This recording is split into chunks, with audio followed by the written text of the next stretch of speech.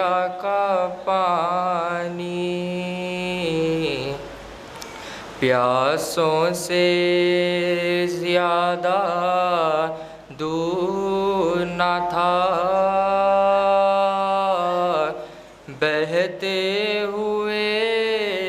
دریا کا پانی۔ ناکامی یہ قسمت کیا کہیے، پایا نہ مگر خطرہ پانی۔ ناکامی یہ قسمت کیا کہیے، پایا نہ مگر خطرہ پانی۔ پیاسے جو رہے 24 پہر، یوں دھوپ میں یوں سوکھا پانی۔ پیاسے جو رہے 24 پہر، یوں دھوپ میں یوں سوکھا پانی۔ روئے تو لہو آیا بہہ کر، آنکھوں میں نہ تھا خطرہ پانی۔ روئے تو لہو آیا بہہ کر، آنکھوں میں نہ تھا خطرہ پانی۔ اصغر نے بڑی امیدوں سے منہ کھولا مگر لب تر نہ ہوئے۔ اصغر نے بڑی امیدوں سے منہ کھولا مگر لب تر نہ ہوئے۔ بچے کے لیے اللہ اللہ تھا جان سے بھی مہنگا پانی۔ بچے کے لیے اللہ اللہ تھا جان سے بھی مہنگا پانی۔ پیاسوں کے مقدر میں ہی نہ تھا، پانی کا کوئی خطرہ شاید۔ پیاسوں کے مقدر میں ہی نہ تھا، پانی کا کوئی خطرہ شاید۔ عباس نے دے دی جان مگر خیمے میں نہیں پہنچا پانی۔ عباس نے دے دی جان مگر خیمے میں نہیں پہنچا پانی۔ عاشور کو جلتی ریتی پر پیاسا تھا محمد کا دلبر۔ عاشور کو جلتی ریتی پر پیاسا تھا محمد کا دلبر، ہر روز قیامت تک بھی اگر کیا فائدہ برسا پانی، ہر روز قیامت تک بھی اگر کیا فائدہ برسا پانی۔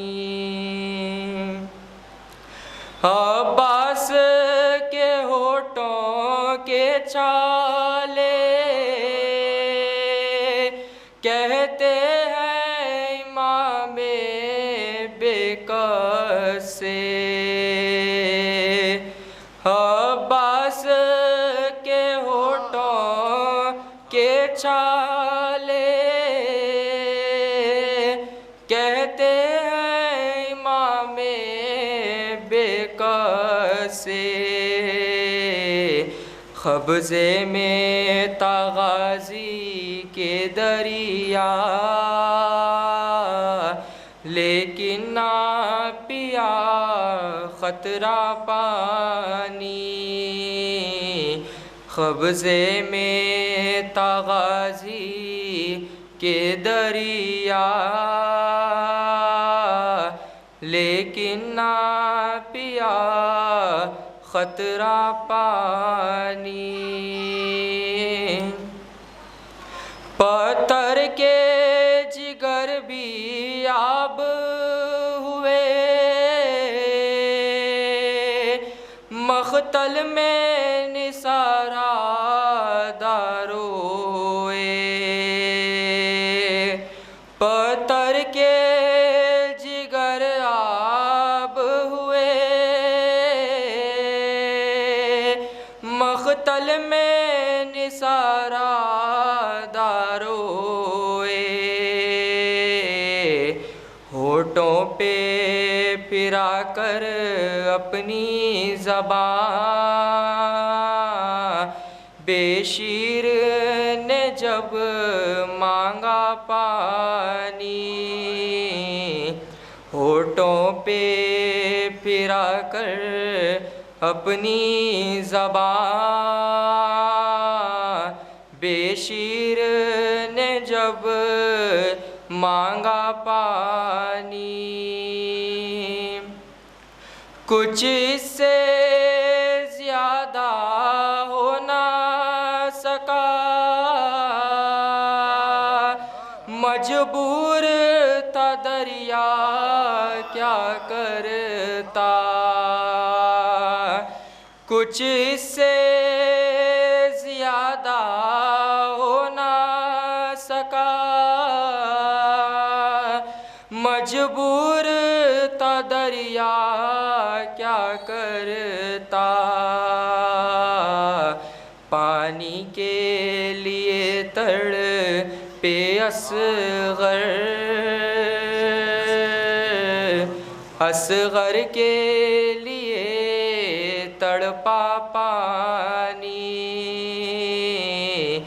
پانی کے لیے تڑپے اصغر، اصغر کے لیے تڑپا پانی، کچھ اس سے زیادہ ہو نہ سکا، مجبور تھا دریا کیا کرتا،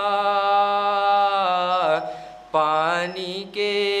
لیے تڑپے اصغر، اصغر کے لیے تڑپا پانی، پیاسوں سے زیادہ دور نہ تھا بہتے ہوئے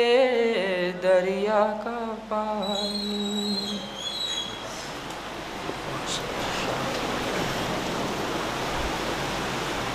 صلوات اللہم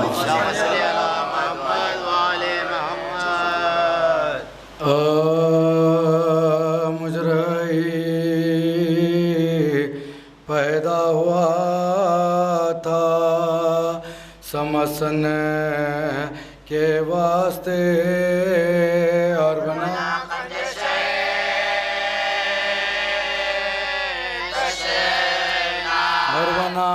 کنجش ہے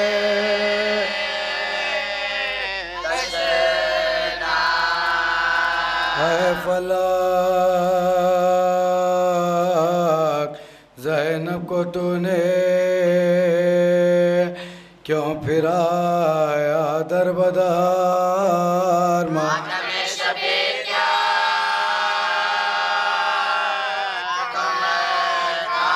ماتم شبیر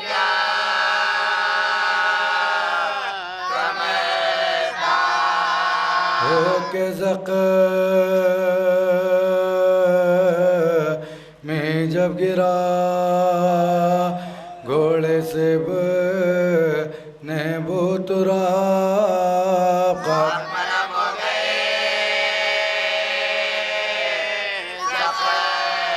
خاک مرام ہو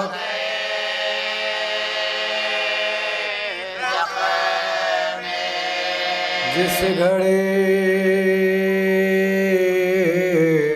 بندھنے لگا کنگنا تو عاطف نے کہا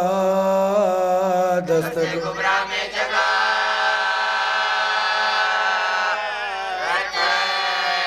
دست کبریٰ میں جگہ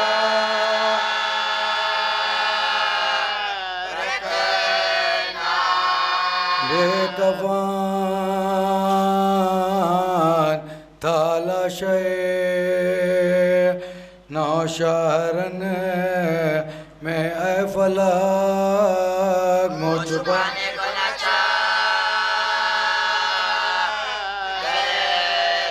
مو چھپانے کو نہ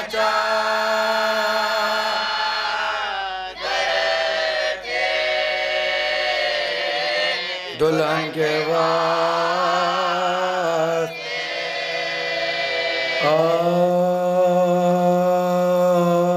قاسم جم شبی جناب امیر تھا اس وجہ سے وغیرت میرے منیر تھا اور عاشق جمال شہ بے نظیر تھا پروانہ چراغ رسول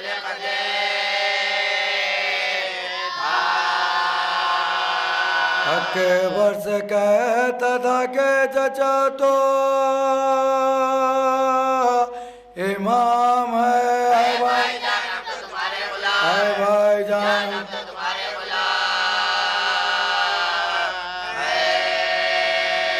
یہ کہتے تھے کہ تم میرے دادا کی شان ہو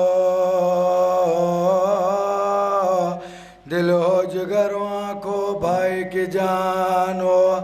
اے بھائی جان کیا تیرے خوبی بیان ہو حضرت حسن کی طرح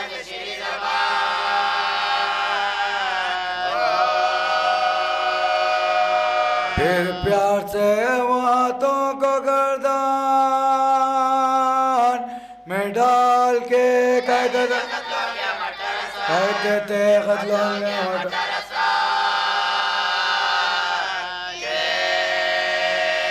اتنے میں فوج ظلم سے تیر جفا چلے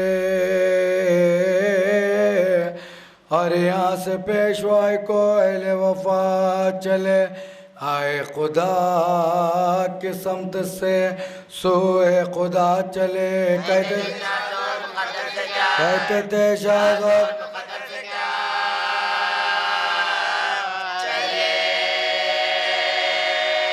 قاسم رہے اور اکبر و عباس رہ گئے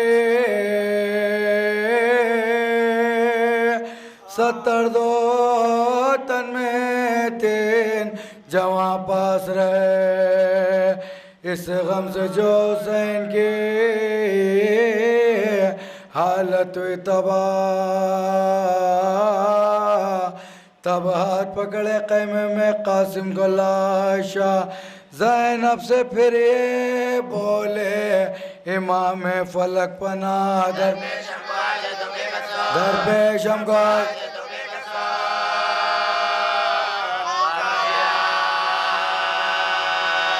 تقریب سوگواروں میں دولا دلہن کی ہے زینب اٹھو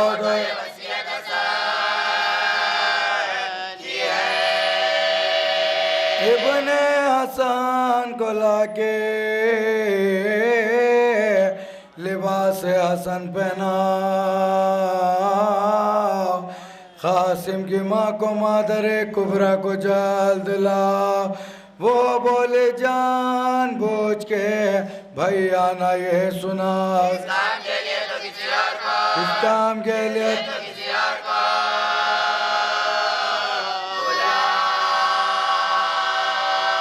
ماتم کے گھر سے کوئی بھی جاتا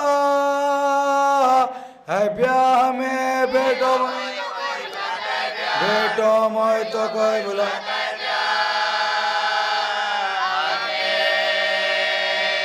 یاد آج بخیر فاطمہ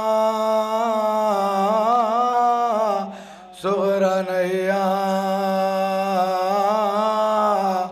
رخصت کے وقت کہتی تھی مجھ سے وہ ناتواں قاسم کا بیاہ ہوئے سفر میں جو ناگہان تم مجھ کو یاد کر کے بلا لیجئے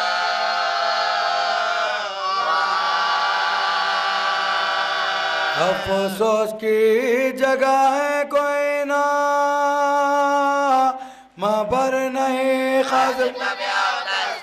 قاسم کا بیاہ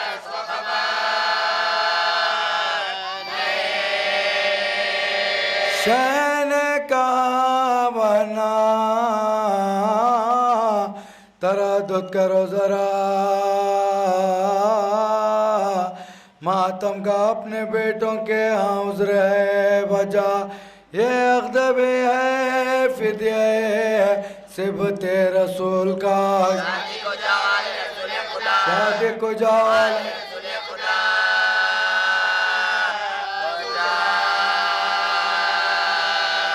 جائے گا نام مراد یہ دولا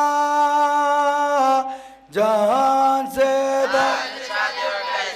حشر شادی اٹھ گئے اس خاندان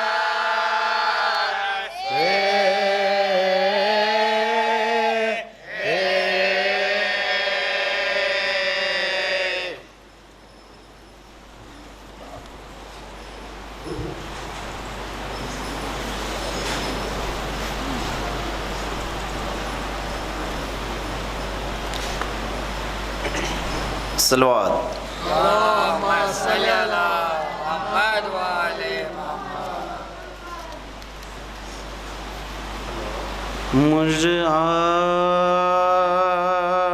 مجھے پیدا ہوا تھا سمسن کے واسطے اور بنا خنجر تشنا اور بنا خنجر تشنا اے فلک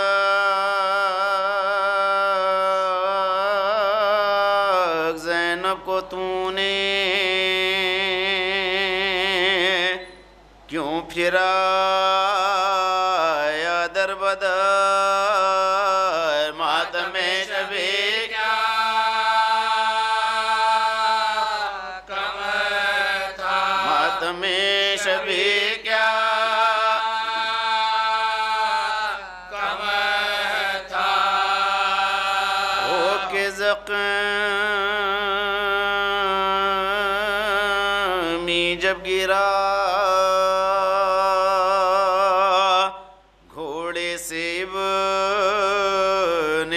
تراب خاک مرم ہو گئی زخمی خاک مرم ہو گئی زخمی جس گھڑی بندنے لگا کنگنا تو حاطف نے کہا دستے کبرا میں رکھنا دستے کبرا میں جگہ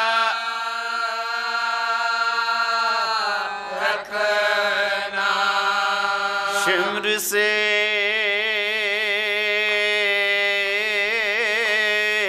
کہتی تھی زینب لینا تو چادر میری یہ ردا رہنے دے یہ ردا رہنے دے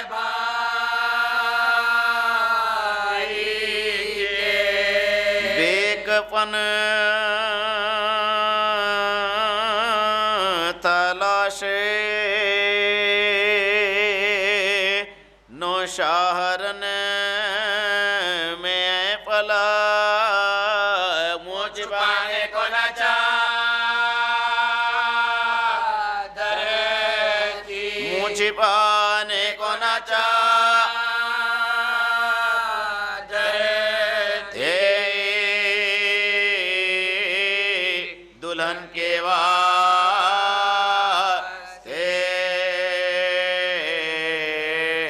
مجھے پیدا ہوا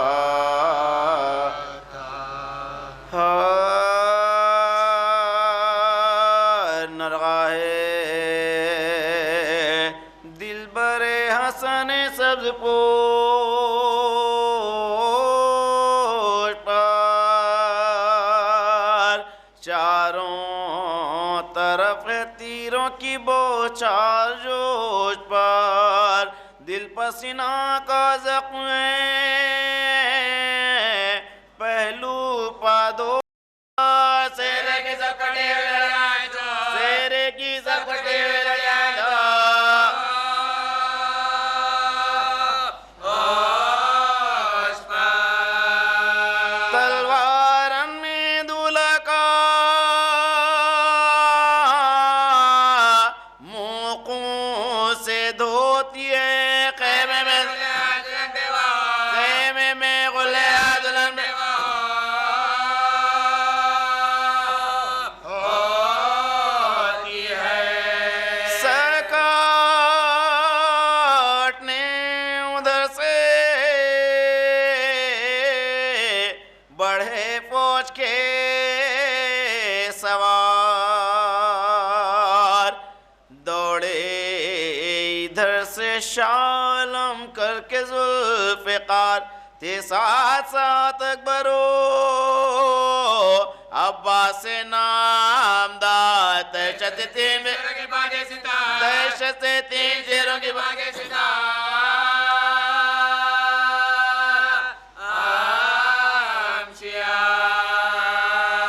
مجروح تما کا عجب حال ہو گیا گھوڑوں سے جسم دولے کا پامالو گھوڑوں سے جسم دھلے گا پامالو رونے لگے امام امم دیکھ کر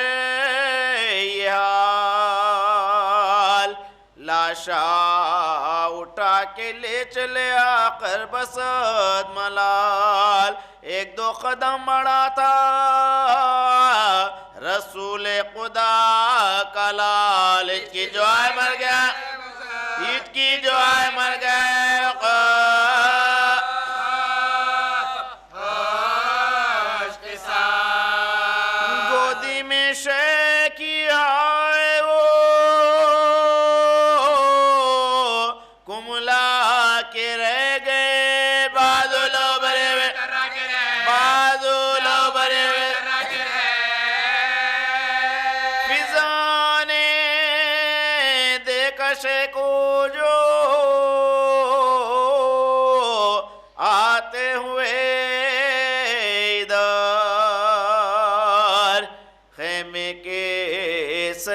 سے یہ پکاری بچشت میں تر سیدانیوں رو سے ہوشیار و باخبر دیوڑی دگائے دیوڑی دگائے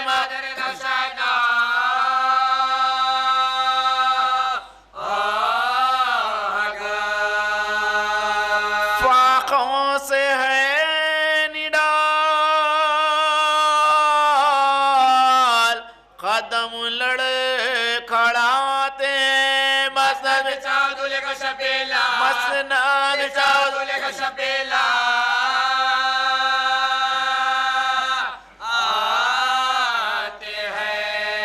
حالت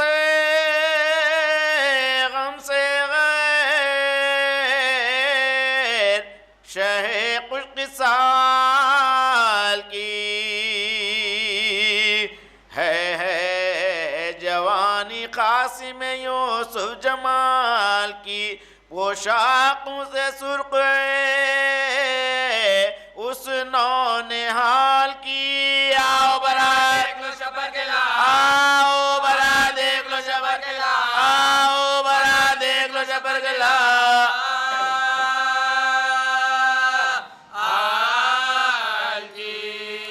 رونے کا شور چرق پا جاتا ہے صاحب دولہ جائے دولہ جائے کی گود میں آتا ہے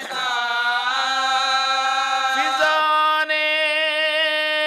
باندھا قیمے کا پردہ بسات ملال لائی دلہن کو تھام کے بانوں خوش قصال مٹی بھری تھی مانگ میں کبرا کا تھا یہ حال میلی سی چادر میلی سی چادر اڑوے کھولے سا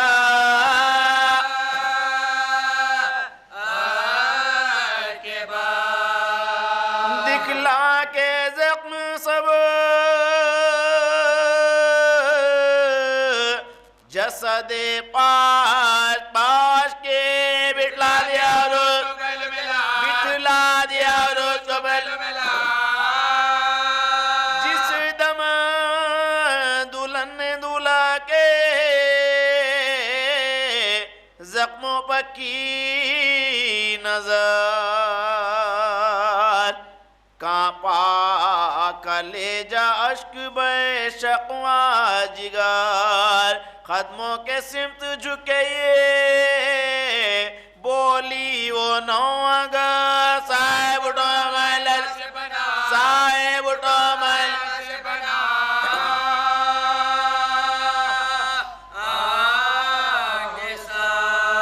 کھولے بال بے کسو نالا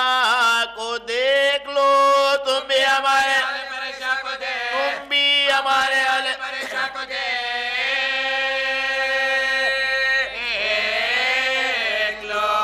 فضانے لا کے اتنے میں رنسالہ رکھ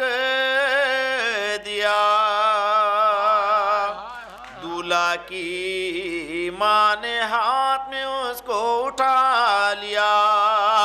اور بولی اس کو پہنو یہ قلت بیوہ کا کبرا نے سر کو بیٹ کبرا نے سر کو بیٹ کیا رکے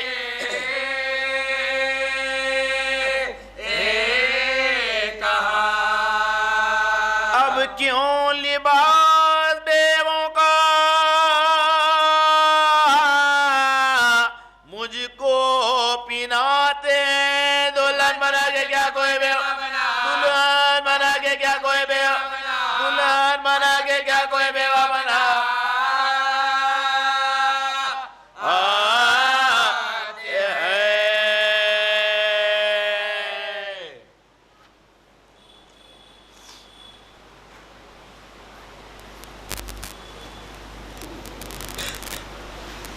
صلوات اللہ صلی اللہ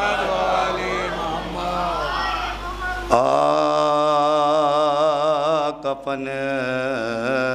پہلے شہ مظلوم کے انصارن میں تھے سلامی چاند سے چہرے وطا بیندہ کفن سلامی چاند سے چہرے وطا بیندہ کفن محرم کا جو دیکھا چاند روئی فاطمہ صغرا پکاری ان دنوں لوگوں میرے بابا وطن میں پکاری ان دنوں لوگوں میرے بابا وطن میں بنے کو شوق مردن تھا بنی کو ڈرنڈا پہ کا کرے بات حواس اتنے کہا دولہ دلہن کرے بات حواس اتنے کہا دولہ دلہن محب و بیاہ میں دستور ہے شربت پلانے کا مگر پیاسے براتی شادی ابن حسن مگر پیاسے براتی شادی ابن حسن میں روتے تھے دھاڑے ماں کے نام سے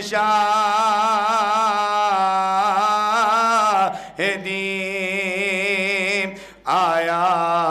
دلہن سے ملنے کو شبر کا نانی روتی تھی سر کو زانوں پار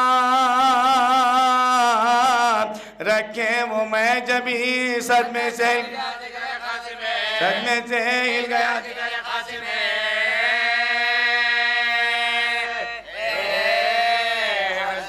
دل تام کر سوئے رخے کبرا نگاہ کی یہ درد اٹھا کے بیٹھ کے مست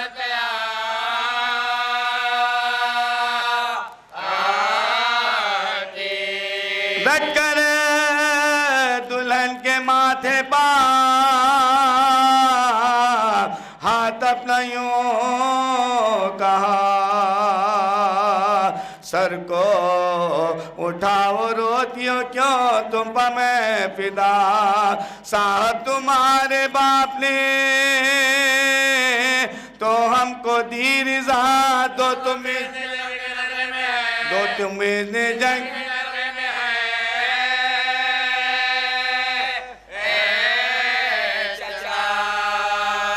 آتے تیرے ظلم شیخ کچھ کی سال پر واللہ اللہ جائے رحم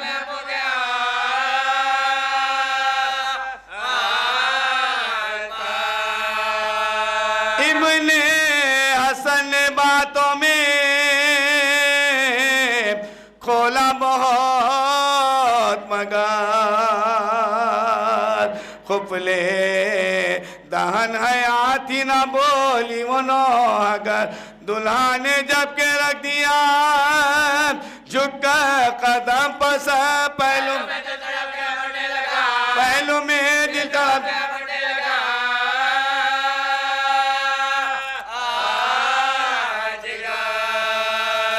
گھونگھٹ میں آفتاب سا مزد ہو گیا کاپیے شرم سے کے بدن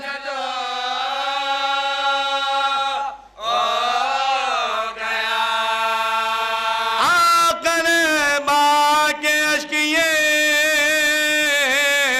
بولی وہ رش کے ماں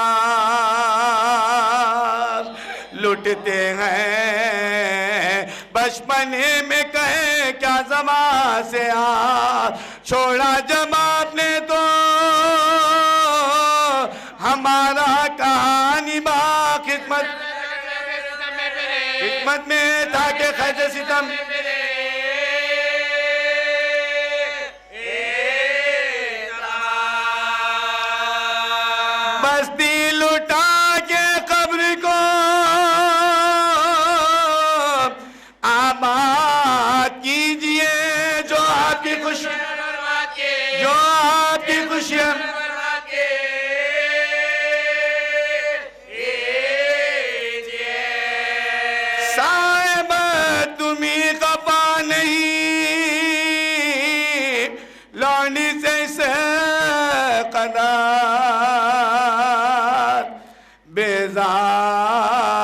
موت بھی ہے کہ اب تک نہ لی خبر کیا بس ہمارا خیر سدھارو کرو سفر نکلیں گے ہم بھی گھر سے کوئی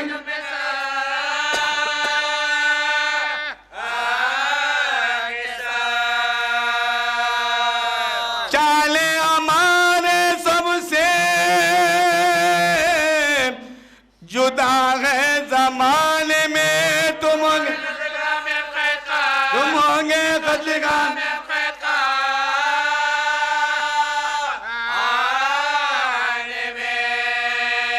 بابا قریب مر گئے چچا اعظم صفات بھائی گلا کٹانے پہ باندھے ہوئے کمر جلدی تمہیں کے پہلے ہمیں ہوئے قوم تک ڈھونڈو بتا کس کا سارا ملا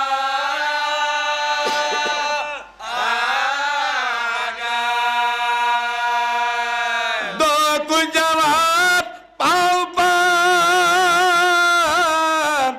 کیوں سر جھکاتے ہو ایک رات کی دلہن کو کسے سو میں جا آتے ہو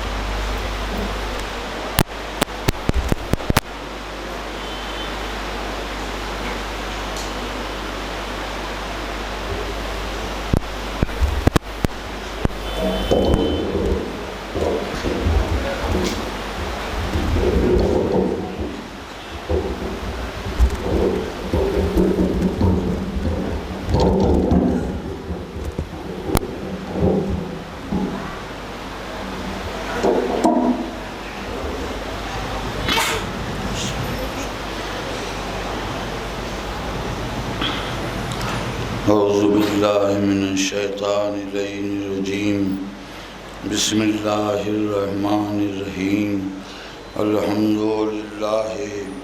رب العالمین الصلاة والسلام علی النبی الامی المکی المدنی القرشی حبیب الہ العالمین اشرف المرسلین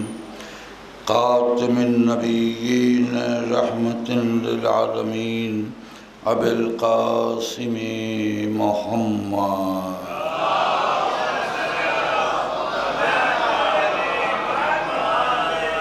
وعلی وارث علم النبیین حاکم یوم الدین رئیس العارفین سید الوصیین قائد الغر المحجلین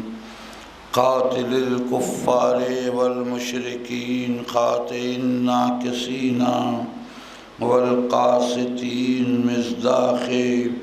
کل شیء احصیناہ فی امام مبین الشجاع الغضنفر قاسم طوبى وصخر میزان الاعمال مخلب الاحوال وجه الله الذي من آمنا به يمنا نفس الله القائمة أذن الله الواعية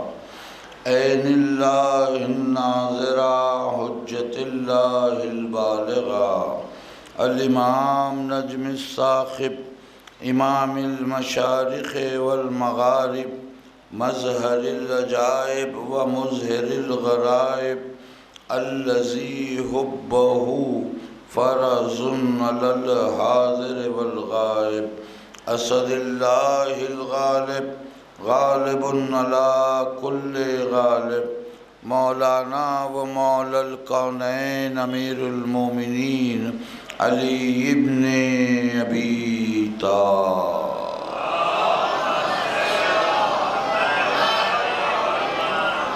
وأهل بيته الطيبين الطاهرين المعصومين المظلومين الذين أذهب الله عنهم الرجس وطهرهم تطهيرا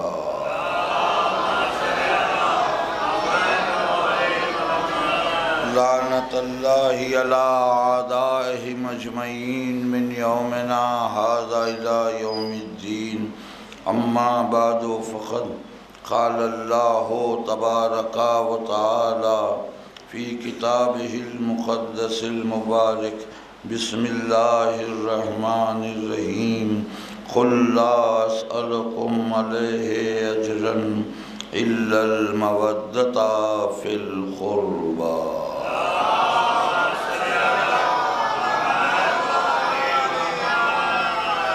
عزیزان گرامی، میں اس بات کی وضاحت پہلے ہی کر دوں کہ آج محرم کی 7ویں تاریخ ہے اور آج کی تاریخ بالخصوص مغرب کے بعد اور کل 8 محرم پھر 9 یہ وہ تاریخیں ہیں کہ جن میں روز بروز ہماری عزاداری میں اضافہ ہوتا جا رہا ہے۔ ایک دور ایک زمانہ تھا کہ جب اتنی مجلسیں نہیں ہوا کرتی تھیں تو آپ کے اذہان عالی کے لیے زحمتیں بھی رہتی تھیں۔ آج 7ویں محرم کو میں نے خطبہ بھی پڑھا، آیت کی بھی تلاوت کی، تو ماتمداروں عزاداروں کے ذہنوں میں یقینی طور پر یہ بات آ سکتی ہے کہ بھئی طویل وقت لیا جائے گا، زیادہ لیا جائے گا، تو میں یہ وضاحت کر دوں کہ آپ کے لیے بہت زیادہ تفصیل نہیں ہے، لیکن یہ بھی کہ بہت اختصار بھی نہیں ہے جیسا کہ ہوتا ہے اس مسئلہ۔ درمیانی اپنا مقرر کردہ وقت ہی میں زحمت کو تمام کروں گا، کیونکہ مجھے اندازہ ہے ماتمداروں اور عزاداروں کی مصروفیتوں کا۔ اس وقت مجالس کا یہ عالم ہے کہ ایک کے بعد ایک مجلس ہے۔ اس مجلس کے فوری بعد ہی خورشید بھائی مرحوم کے مکان کوچے ٹپے خانہ میں مجلس ہوتی ہے، ان کی اپنی انجمن پروان شبیر بھی وہاں جاتی ہے۔ خواہش کی گئی ہے کہ آپ سے معروضہ کیا جائے کہ آپ تمام حضرات شرکت فرمائیں۔ کچھ باتیں ضروری بھی ہوتی ہیں، کبھی موقع ملتا ہے کبھی نہیں ملتا ہے۔ یہ آیہ مبارکہ کی تلاوت میں نے اسی لیے کی ہے کہ ایک پیغام عزاداروں اور ماتمداروں تک پہنچے، ورنہ اس آیت کا جو مقصد ہے اصل میں حاصل ہے اس کا تعلق ہماری زندگی ہماری حیات سے بڑا گہرا تعلق ہے، کیونکہ یہی آیت ہے جسے ہم آیہ مودت بھی کہتے ہیں۔ اس آیت سے ہماری زندگی کا اتنا گہرا ربط ہے کہ اگر ہم اس آیہ مبارکہ پر عمل نہ کریں یا اللہ نے اس آیت میں جو حکم دیا ہے اس کا خیال نہ رکھا جائے اور اس کو پیش نظر رکھ کے زندگی نہ گزاری جائے تو ہماری حیات اور حشرات الارض کی حیات میں کوئی فرق نہیں رہ جائے گا۔ اس آیہ مبارکہ میں ہماری زندگی کے اہم ترین مقصد کو پیش کیا گیا ہے، یہ کہہ کر کہ ہم نے تو یہ کئی مقامات پر ہماری حیات کے مقاصد کو پروردگار عالم نے واضح کیا ہے، یہ کہہ کر کہ ما خلقت الجن والانس الا لیعبدون، یہ بھی ایک مقصد بتایا کہ نہیں پیدا کیا ہے جن و انس کو مگر یہ کہ وہ میری عبادت کریں۔ اور ہر آیت کے لیے اس کا ایک اہم جو جز ہوتا ہے آیت کے مقصد تک پہنچنے کے لیے، میں بار بار یہ معروضہ کرتا ہوں کہ ہم صرف ترجمے کی بنیاد پر آیت کی حقیقت تک نہیں پہنچ سکتے، اس کے لیے تفسیر کے سہارے کی ضرورت ہوتی ہے، ورنہ لفظی ترجمہ ہوگا تو الفاظ کی گرفت ہوگی اور ہم حقیقی معنی تک نہیں پہنچ پائیں گے۔ ہر آیت کے لیے یہی ہے۔ اس آیت کے بھی ایک محل نزول ہے، شان نزول ہے، جیسا کہ ہر آیت کی ہوتی ہے کہ کیوں آیت کو نازل کیا گیا۔ یہ ایک پورا تفصیلی موضوع ہے، اس کا بڑا گہرا پس منظر بھی ہے کہ کس پس منظر میں یہ آیت نازل کی گئی ہے، کہ اصحاب و انصار میں کیا کچھ ہو رہا تھا، کیا وہ لوگ طے کر رہے تھے آپس میں، ان کے ذہنوں میں کیا چیز کار فرما تھی، تو یہ تو اللہ ہی جان سکتا تھا نا۔ اسی لیے پروردگار نے عالم نے ان کے ارادوں کو دیکھ کر اس آیت کو نازل کر دیا، اس سے پہلے کہ وہ لوگ پیغمبر پر کوئی جبر کرے یا اصرار کرے۔ اب چونکہ یہ طے تھا کہ نبی جو کہیں گے وہ اللہ ہی کے حکم کی بنیاد پہ کہیں گے، تو اللہ نے حکم نازل کر دیا کہ اے نبی آپ اپنی امت سے کہہ دیجئے کہ آپ اجر رسالت میں کچھ نہیں چاہتے سوائے اس کے کہ آپ کے اقربا سے مودت و محبت اختیار کی جائے۔ اب امت چاہتی کچھ تھی، اللہ نے کر دیا کچھ، تو اب ان کے ارمانوں پر اور ان کی آرزوؤں پر تو پانی پھر گیا، مگر چونکہ ان کے دل بغض علی سے لبریز تھے تو باوجود اس صریح حکم کے بھی جن کو نہ ماننا تھا انہوں نے نہ مانا، مگر یہ طے ہوا کہ اللہ نے اجر رسالت، ایک بڑی حکمت ہے پروردگار عالم کی کہ اس نے اجر رسالت کو کہ جو اتنا بنیادی عمل ہے کہ اگر اجر رسالت ادا نہ کیا تو آپ کا کوئی بھی عمل قابل قبول نہیں ہے۔ اس مضمون کو بڑے واضح طور پر شاعر ابو الفضل جناب رضا افندی صاحب نے 4 مصروں میں نظم کیا ہے۔ میں ہمیشہ اس کا حوالہ دیتا ہوں کہ عبادتوں کا گراں بوجھ لادنے والوں، جو ساتھ اجر رسالت نہیں تو کچھ بھی نہیں، غلاف کعبہ کفن ہو حرم میں موت آئے، اگر علی سے محبت نہیں تو کچھ بھی نہیں۔ تو اس آیت میں اللہ نے محبت علی ہی کو واجب قرار دیا ہے۔ تو اب جو حکمت الہی ہے وہ یہ کہ موضوع و تفصیلی ہے، میں جامع کر کے عرض کروں، جو اصل پیغام ہے آپ تک پہنچانے کا 2-4 لمحوں میں پہنچا دوں گا، لیکن یہ کہ حکمت الہی یہ ہے کہ اس نے اجر رسالت کو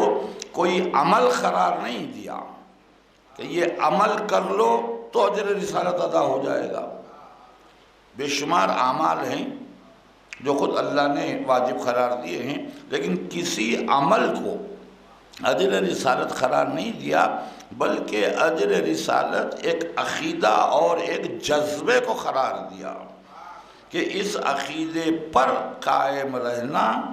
اس عقیدے کو اختیار کرنا تو اجر رسالت ادا ہوگا، اور وہ عقیدہ ہے عقیدہ محبت اہل بیت و محبت علی۔ اور اب جب لفظ محبت آ جائے تو اس کے کچھ لوازمات ہوتے ہیں،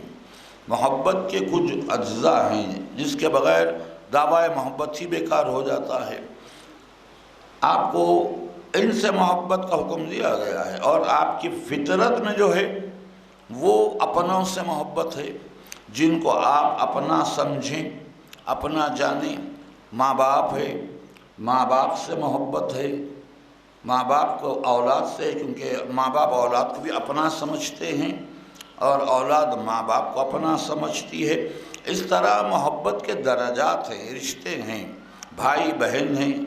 چونکہ بھائی ایک دوسرے کو اپنا جانتے تھے، یہ اپنائیت جو ہے یہی محبت کا اظہار کرواتی ہے۔ اگر اپنائیت نہیں ہے تو پھر جذبہ محبت کا کوئی تصور ہی نہیں ہے۔ اور دعوے سے یہاں کام نہیں چلے گا۔ جو بات عرض کرنا چاہتا ہوں میں یہ کہ دعوی محبت صرف نہیں ہے، بلکہ دعوے کی دلیل میں آپ کو اظہار محبت کرنا پڑے گا،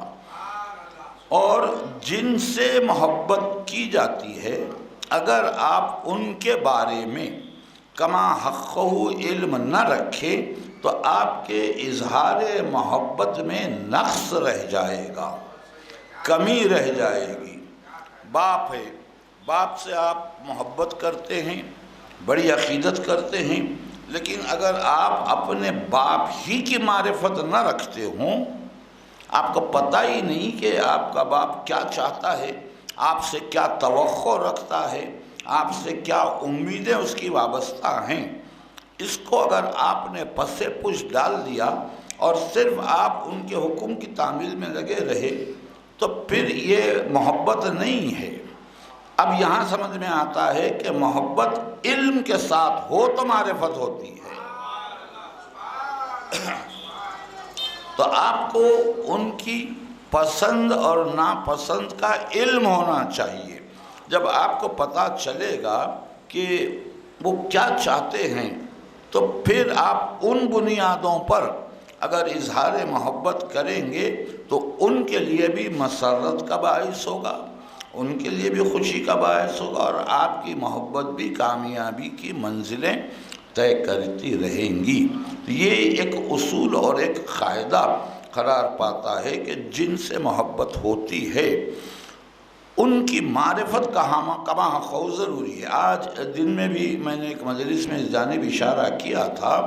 کہ ہم جن کا ماتم کرتے ہیں، دیکھیے پہلے تو محبت کیا ہے تو میں عرض کر دوں، اب اپنائیت کی بات ہے۔ آپ مجھے یہ بتلائیے کہ ہم اہل بیت سے کس قدر محبت کرتے ہیں؟ ہر ایک عزادار کا دعویٰ، ہر مومن کا دعویٰ، ہر چاہنے والے کا دعویٰ یہ ہے کہ ہم اہل بیت سے اتنی محبت کرتے ہیں کہ جہاں ہم اپنے آپ کو اور اپنے ماں باپ کو، اپنی اولاد کو، سب کو قربان کر دینے کے لیے تیار ہیں۔ یہ جذبہ ہے کہ نہیں ہے؟ مجھے یہ بتلائیے۔ اتنی محبت ہے ان سے کیونکہ اب اپنائیت ہے ان سے، ان کو چاہا گیا ہے، ان کے کمالات کی بنیاد پر پسند کیا گیا ہے، کیونکہ محبت کمال چاہتی ہے۔ ہم ان کے کمالات کی منزلوں کو جب ہم نے قرآن میں، احادیث میں، تاریخی پس منظروں میں جب ہم نے ان کمال کی منزل کو دیکھا تو ہماری انسیت، ہماری محبت بڑھتی گئی۔ تو ان چیزوں کو دیکھنے کے لیے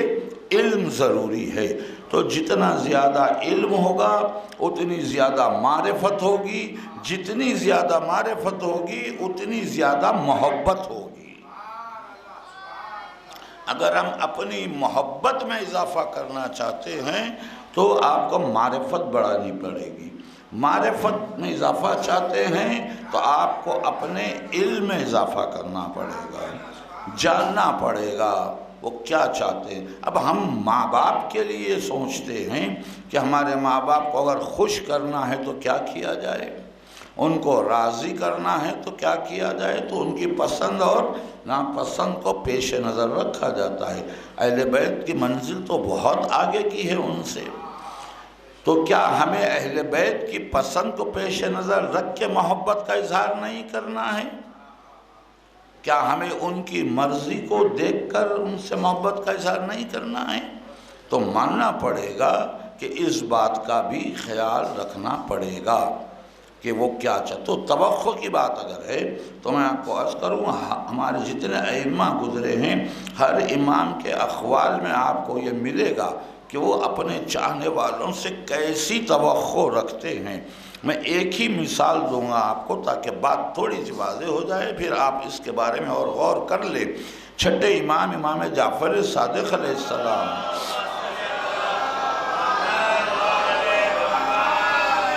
یہ ارشاد فرمایا کہ ہمارا چاہنے والا، ہمارا شیعہ کبھی اطاعت الہی سے غافل نہیں رہتا۔ تو اس کا مطلب یہ ہوا کہ امام کو توقع کیا ہے ہم سے کہ ہم اطاعت الہی کے راستے پر رہیں۔ تو اب ہم خود جائزہ لے لیں اپنی زندگی کا کہ ہم اس راستے پر کہاں ہیں، کس منزل پر ہیں۔ آیا ہم اطاعت الہی کے اصولوں پر پوری طرح کاربند ہیں؟ میں کاربند نہیں ہے، میں یہ نہیں کہہ سکتا، نہ مجھے حق ہے کہنے کا، لیکن یہ کہ اس امام کے قول کی روشنی میں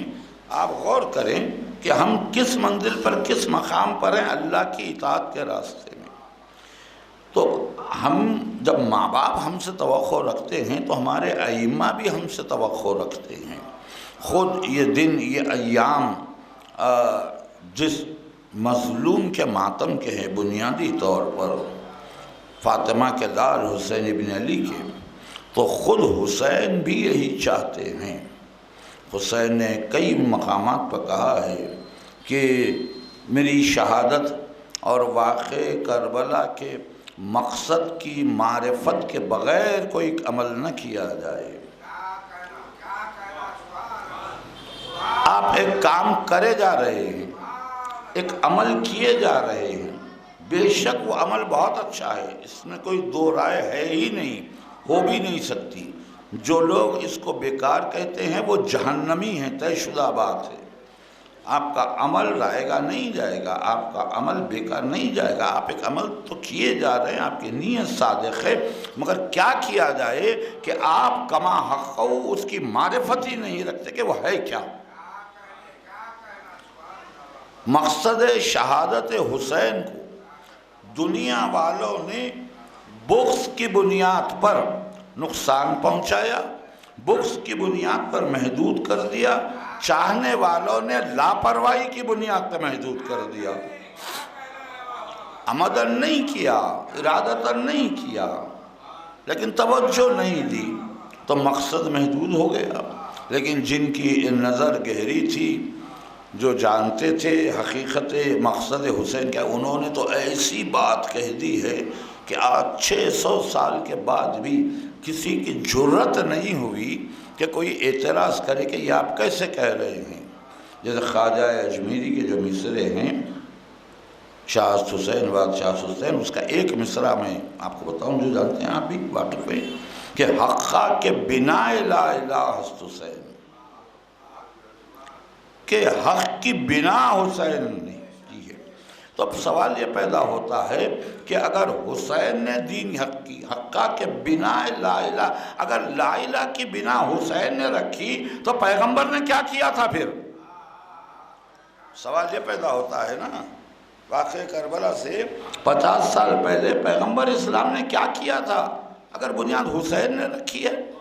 بنا حسین تو پتہ چلا یہ عرفان کی بات ہوتی ہے۔ یہاں بنا کا مطلب یہ ہے کہ جس کی بنا پیغمبر نے رکھی تھی، جس کو تقویت علی و فاطمہ و حسن نے پہنچائی تھی، امام حسن کی شہادت کے بعد 10 برس میں دنیا والوں نے اس دین کو اس مقام پہ لا دیا تھا کہ جس کا ہونا نہ ہونا برابر ہو گیا تھا۔ تو یہ پس منظر کو دیکھنا پڑتا ہے، غور کرنا پڑتا ہے۔ اب مقصد حسین کیا ہے؟ ہماری مقصد کا حیات بے شک عزاداری ہے، ماتم ہے، آنسو ہے، ہماری زندگی کا مقصد ہے،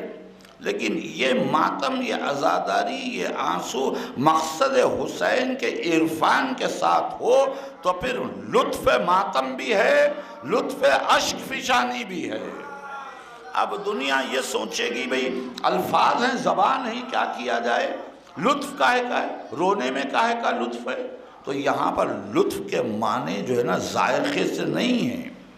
یہاں لطف کے معنی اطمینان نفس کا حاصل ہونا۔ نماز آپ نے پڑھی، آپ کو نماز کا مزہ ہی نہیں آیا، لطف ہی نہیں آیا، تو کیا فائدہ ہے اس نماز کا؟ آپ نماز پڑھے تو آپ کو لطف عبادت آئے، لطف سجدہ حاصل ہو۔ سجدے کی اتنی عظمت ہے، میں ایک فقرہ عرض کر دوں سجدے کے بارے میں۔ مولا فرماتے ہیں اگر تم کو پتہ چل جائے کہ تمہارا سجدہ جو تم کرتے ہو اللہ کے نزدیک کس قدر عزیز ہے تو تم زندگی بھر سر سجدے سے اٹھاؤ گے نہیں، اگر پتہ چل جائے تم۔ مگر پتہ نہیں ہے ہم کو، چل ہی نہیں سکتا۔ یہ لطف ہے سجدے کا۔ ہم نماز پڑھیں تو ایسے پڑھیں کہ نماز کے بعد ہمیں اطمینان قلب حاصل ہو، سکون قلب۔ اسی طرح عزاداری کے لیے بھی ہے، اطمینان قلب حاصل ہو، سکون۔ یہ لطف ماتم ہے۔ ماتم میں اگر آپ چاہتے ہیں کہ آپ کو لطف آئے تو آپ جس کا ماتم کر رہے ہیں اس کے بارے میں کما حق و صحیح کریں، کچھ جس کی ہر شخص ایک معیار کی معرفت نہیں رکھ سکتا، لیکن جس کا جتنا ذہن ہے وہ اتنی تو معرفت رکھ سکتا ہے۔ تو اب مقصد حسین کربلا کے میدان میں آتے آتے، اب جیسا میں نے کہا نا کہ دنیا والوں نے محدود کر دیا، یہ کہہ کر کہ حسین نے دین کو بچایا۔ بے شک دین کو بچایا، اس میں کوئی دو رائے نہیں ہے۔ اب دین میں کیا کیا چیزیں آ جاتی ہیں اس پہ غور کریں۔ اس پہ تو جن کے نظر تھی، انہوں نے کہا شاعر جمالی کہ جو شعر بہت مشہور بھی ہے، میں کبھی کبھی اسے نظر کر دیتا ہوں آپ کی خدمت میں، کہ تم اب کے تیر نہ تلوار ساتھ لے جانا، تم اب کے تیر نہ تلوار ساتھ لے جانا، محاذ ظلم پر کردار ساتھ لے جانا، محاذ ظلم پر کردار ساتھ لے جانا، تمہاری قوم کو حاجت ہے ایک مسیحا کی، میرے قبیلے کا بیمار ساتھ لے جانا۔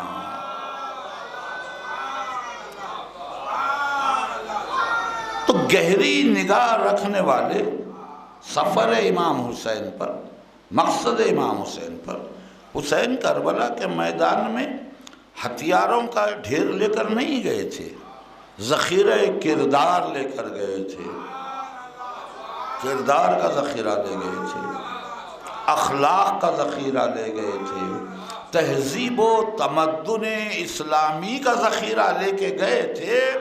جو دوسری محرم سے لے کر عاشور کے دن تک خیام حسینی میں اگر دنیا دیکھنا چاہتی ہے کہ اسلام کی تہذیب کیا ہے، اسلام کا تمدن کیا ہے، اخلاق کیا ہیں، تو اس حدود خیام حسینی میں دیکھے تو پتہ چلے گا کہ بڑوں کا احترام کیسے کیا جاتا ہے، بچوں سے محبت کیسے کی جاتی ہے، کردار کے مظاہرے کیا ہوتے ہیں۔ وہاں نظر ڈالیں تو حسین نے ان ساری چیزوں کا تحفظ کیا ہے۔ میں تو یہاں تک کہتا ہوں، چاہے وہ کسی قوم کے ہوں، ماننے والے ہوں نہ ماننے والے ہوں، اگر آپ کو کہیں کوئی بیٹا باپ کی بہترین تعظیم کرتا ہوا نظر آتا ہے تو آپ سمجھیں یہ حسین کا صدقہ ہے، یہ حسین کی دین ہے۔ آج کہیں اخلاق سامنے آتے ہیں، کردار سامنے آتا ہے، محبتیں سامنے آتی ہیں، تو آپ سمجھیں کہ یہ حسین کی عطا ہے، حسین کی دین ہے۔ کیا کیا بچایا حسین، اگر اس کو ہم الگ الگ عنوان بنا کے پیش کریں تو ایک پوری دنیا ہے جسے حسین نے بچایا ہے۔ دین کہہ کر ہم اس کو بہت جامع کر دیتے ہیں۔ اب آپ بتائیے دین کو بچایا تو دین کب جاری و ساری رہے گا؟ جب دین پہ عمل کرنے والے ہوں گے۔ دین پہ عمل کب ہوگا؟ جب دنیا ہوگی۔ دنیا ہوگی، سورج ہوگا، چاند ہوگا، ان کے ڈوبنے طلوع ہونے کے اوقات ہوں گے تو دین کے جو اصول ہیں، قاعدے ہیں، اس پر عمل ہوگا نا۔ یہ کچھ بھی نہ ہو تو پھر عمل کیسے ہوگا؟ دین کہاں ہے؟ دنیا نہیں ہے تو دین کہاں ہوگا؟ دین کے ساتھ دنیا کا ہونا لازم ہے۔ تو فاطمہ کے لال نے کربلا کے میدان میں تحفظ کائنات کا حق ادا کر دیا۔ حسین نے پوری کائنات کو بچا دیا، اور پوری کائنات کی جتنی نیکیاں تھیں ان سب کو حسین نے بچایا کربلا میں۔ جتنی برائیاں، جتنی بدی تھی وہ سب کے سب حسین کے مقابل آنے والوں میں تھی، جتنی اچھائیاں، جتنی نیکیاں تھی سب فاطمہ کے لال کے ساتھ تھی۔ اسی کا تحفظ حسین نے کیا۔ اسی میں ہمارا ایمان بھی ہے، ہمارا جذبہ بھی ہے، ہماری عقیدتیں بھی ہیں، ہماری عبادتیں بھی ہیں، سب کو حسین نے بچایا۔ مگر عزادارو، ان کے تحفظ کے لیے فاطمہ کے لال کو جو قربانیاں دینی پڑی ہیں اسی کا تو ماتم ہے، اسی پر تو گریہ ہے۔ اسی کی تو یہ یاد منائی جاتی ہے کہ اللہ کیسے کیسے جانثار تھے حسین کے، جن میں اصحاب و انصار کی فہرست تو ہے ہی، لیکن خود خانوادہ اہل بیت کے افراد میں کیسے کیسے گلشن فاطمہ کے پھول تھے کہ جو کربلا میں بکھر گئے۔ انہی میں ایک ایسی شہادت کا ذکر آج ہوتا ہے کہ جسے قاسم گلگوں خبا بھی کہا گیا ہے، قاسم گل پیرہن بھی کہا گیا ہے۔ اتنا حسین شہزادہ، اتنا خوبصورت شہزادہ کہ جب اذن ملنے کے بعد، عقد ہو جانے کے بعد، میدان میں جانے سے پہلے رخصت آخر کے لیے جب حسین کی خدمت میں آئے تو حسین نے چہرے پہ نقاب ڈال دی، یہ کہتے ہوئے کہ کہیں میرے لال کو دشمنوں کی نظر نہ لگ جائے۔ اور قاسم کے حسن کا یہ عالم تھا، اگر یہ نہ ہوتا نا تو تاریخ میں یہ بات نہیں آتی۔ مورخ لکھتا نہیں، مقاتل لکھنے والوں نے لکھا کہ تلوار چلاتے چلاتے قاسم کی تلوار بڑی غضب کی چلی ہے، بہت دور تک چلے گئے تھے قاسم، ارادہ تھا ابن سعد کے خیمے تک چلے جائیں، مگر درمیان میں آ گئے تھے، اطراف فوجیں تھی تو جا نہ سکے، تو بہت دور تک چلے گئے تھے۔ تلوار چلاتے چلاتے کبھی ہوا سے، توجہ چاہوں گا، کبھی ہوا سے چہرے سے نقاب اڑ جاتی تو ایسے لگتا تھا جیسے 14ویں کا چاند ہے جو دوپہر میں نکل آیا ہے۔ ایسا حسن تھا قاسم کا۔ ایسے شہزادے کا کیا عالم ہوا جب جنگ کرتے کرتے فوجوں کے درمیان میں آ گئے، قلب لشکر میں آ گئے، جسم پر ایک مہین سا پیرہن ہے، نہ سپر ہے نہ زرہ ہے، عزادار و زخموں سے چور پشت فرس پر ہی تھا، اتنے زخمی ہو گئے تھے کہ زمین پہ آنے کے بعد کچھ ہی دیر میں دنیا کر جاتے، آخری سانسیں تھی، مگر آنے کے بعد زمین پر چونکہ آتے آتے آواز دی تھی کہ مولا میرا سلام قبول کریں۔ ادھر سے حسین، عباس و علی اکبر چلے تھے، درمیان میں فوجیں تھیں، چونکہ قلب لشکر میں تھے، ادھر بھی فوج ہے ادھر بھی فوج ہے، تو جس طرف سے حسین، عباس و علی اکبر آ رہے تھے ادھر کی فوجوں نے ان کو روکنا چاہا، لیکن جب ان کی تلوار نکل گئی، اللہ حسین کی شمشیر، عباس و علی اکبر کی تلواریں نکل گئی تو کون ٹھہر سکتا ان کے سامنے؟ جب مقابلہ نہ کر سکے تو اپنا رخ ادھر موڑ دیا جہاں آخری سانسوں میں کربلا کا دولہا انتظار کر رہا تھا۔ یا تو انتظار تھا یا پھر فوجیں آتی گئیں، قاسم پامال ہوتے گئے، آواز دیتے گئے، یا اماں ادرکنی۔ جب حسین پہنچے، جو عالم دیکھا، سر پیٹ کے کہا ہے میں میرے لال کہ تو چچا کو مدد کے لیے پکارے، تیرا چچا وقت پر نہ سکے۔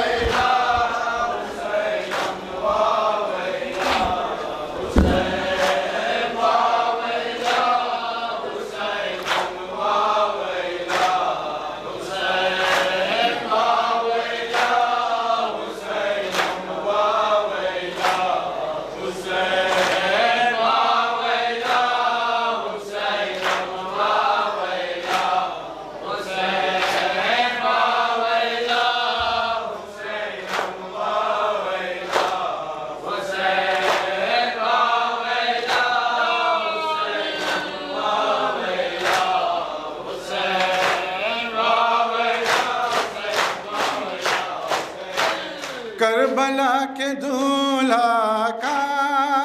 کربلا میں ماتم ہے، کربلا کے دولہا کا کربلا میں ماتم ہے، کربلا کے دولہا کا کربلا میں ماتم ہے، کربلا کے دولہا کا کربلا میں ماتم ہے،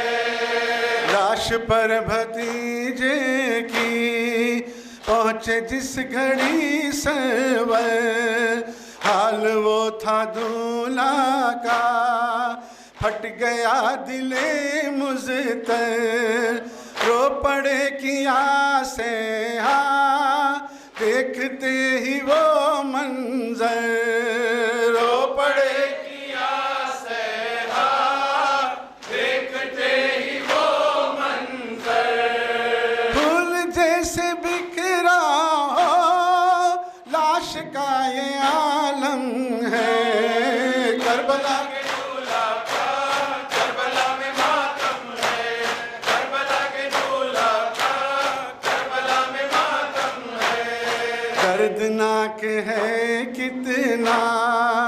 ہے مگاہ کا منظر، پیٹتی ہے سر اپنا رو کے زینب مضطر، شاہ لاش کے ٹکڑے لائے ہیں جو چن چن کر، شاہ لاش کے ٹکڑے لائے ہیں جو چن چن کر،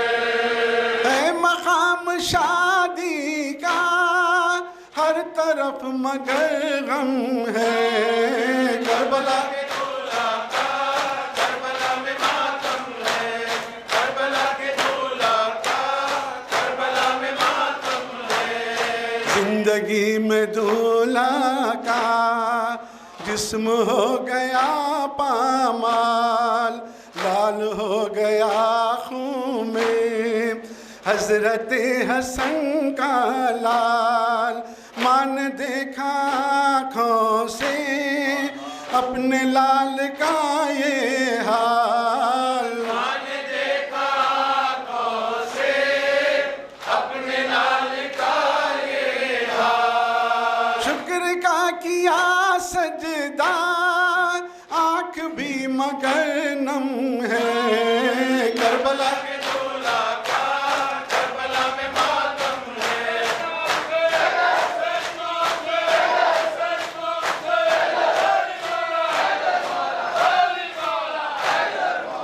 آج اپنے ذہنوں کو کربلا میں پہنچا دو، حال کیا ہوا ہوگا سوچئے عزاداروں، روندتے تھے جب گھوڑے ہائے جسم اطہر کو، روندتے تھے جب گھوڑے ہائے جسم اطہر کو، یہ وہ غم ہے اس غم میں جتنا روئے ہم کم ہے، کربلا کے دولہا کا کربلا میں ماتم ہے، کربلا کے دولہا کا کربلا میں ماتم ہے، کیا لکھے کوئی احسن حال فاطمہ کبریٰ، کچھ ہی دیر پہلے تک تھا لباس دلہن کا، جس جگہ بنی دلہن ہو گئی وہی بیوہ، جس جگہ بنی دلہن ہو گئی وہی بیوہ، خون روتی ہے آنکھیں بے کسی کا عالم ہے، کربلا کے دولہا کا کربلا میں ماتم ہے، اللہ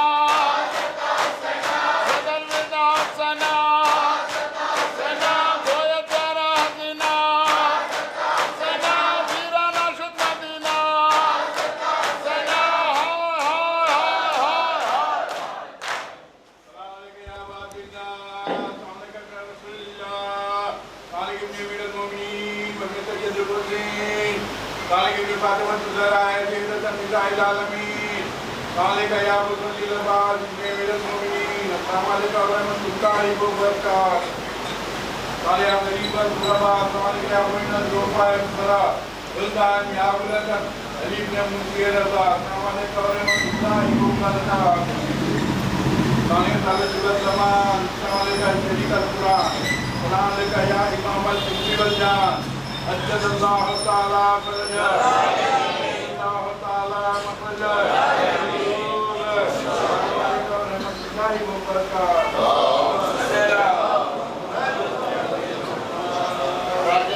پروانہ شبیر الاسراق تقی خانہ دلیت تشریف لے چلیے جناب مرشد علی صاحب امیدوار